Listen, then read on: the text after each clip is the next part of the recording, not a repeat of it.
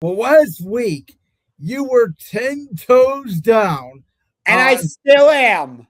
and you still are, that if the Knicks win this championship, there's going to be an asterisk behind it in your eyes. So the question is, Josh, how will you remember this Knicks team if they win the championship?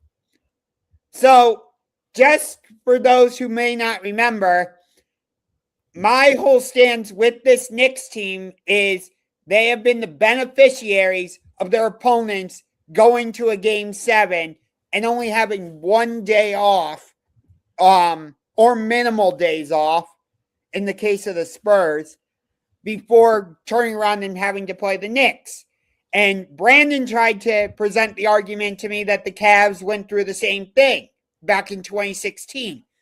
And you were almost right. However, the Atlanta Hawks did not go to a game 7 against the Boston Celtics in their first round series back in Well, the Cavs also swept them, so yes.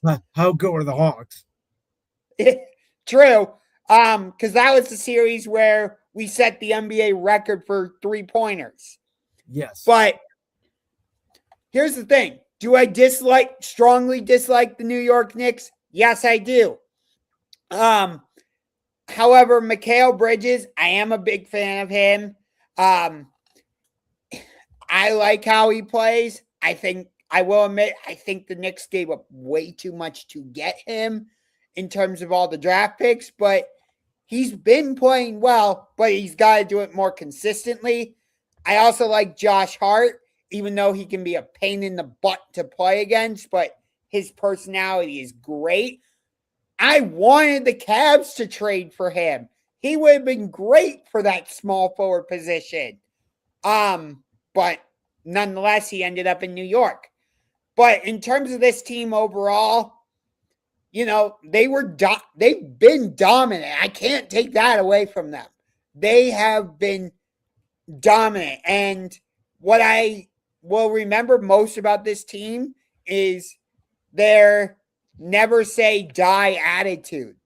Think about it. They were down 22 at home in game 1 of the Eastern Conference Finals against the Cavs. And did they wave the white flag and go, okay, Cleveland, you win? Nope. They made a crazy comeback, aided by our head coach being way too analytically driven.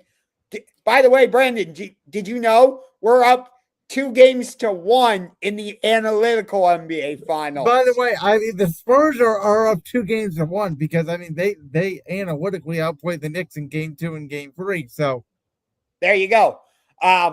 Game 4 of the analytical NBA Finals between the Oklahoma City Thunder and the Cleveland Cavaliers is tomorrow night at Rocket Arena. So there you go.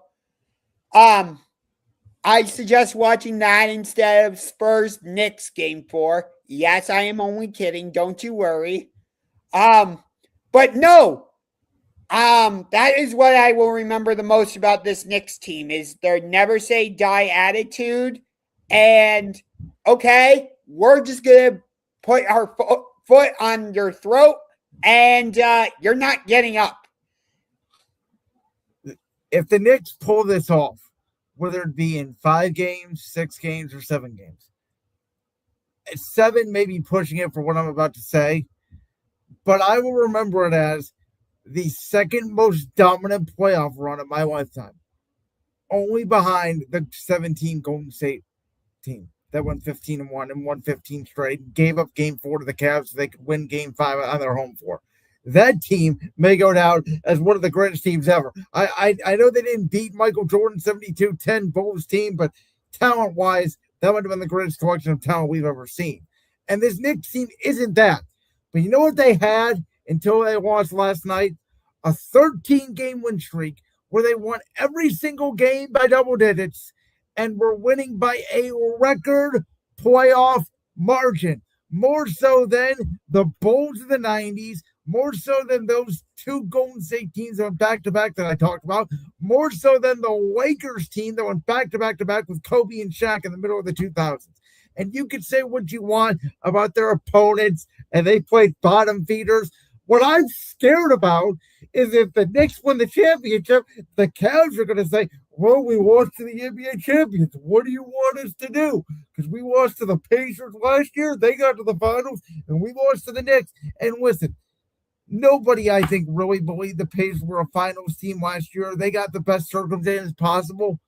And this Knicks team, I would argue, did take advantage of some circumstances, but so did San Antonio. And every team in the NBA needs a little luck. And I think that this Knicks team, if they were to pull off this championship, the story of Jalen Brunson was a guy who was forgotten about as Luka Doncic's sidekick in Dallas. Everybody was mad about the fact that they didn't go out and trade for Donovan Mitchell. They signed Jalen Brunson instead. Karl-Anthony Towns was viewed as a disappointment, I would say, as the number one pick, especially because he did not lead Minnesota to the promised land. Him and Julius Randle were both mocked for that trade a couple years ago. You brought up the fact that everybody said the Knicks overpaid for Mikal Bridges with 5 first-round picks. Mike Brown was fired 4 times. It's probably the Knicks' 5th choice for head coach. And yet if they win this championship, all of that doesn't matter. That's my takeaway.